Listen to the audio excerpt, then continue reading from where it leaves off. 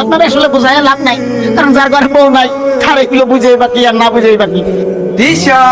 কেমন আছে বলো আপনি? আমি জাস্ট জান্নাতে আছি। বিয়ের আগে কি এমনটা ছিলাম? জাস্ট বিয়েটা করে ফেললাম, জান্নাতে ঢুকে গেলাম। এই যে শোনো, এত কথা জানি না আমি। ওই ওর জন্য মেয়ে দেখো, বিয়ে দিতে হবে।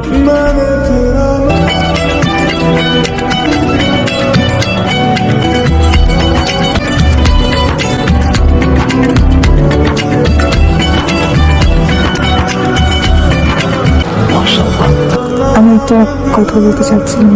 অ্যাকচুয়ালি আমার একটা রিলেশন ছিল, ছেলেটা আমাকে চিট করছে। চিট করছে, ভালো করছে। ওই ছেলে চিট না করলে আমি তোমাকে পাইতাম না।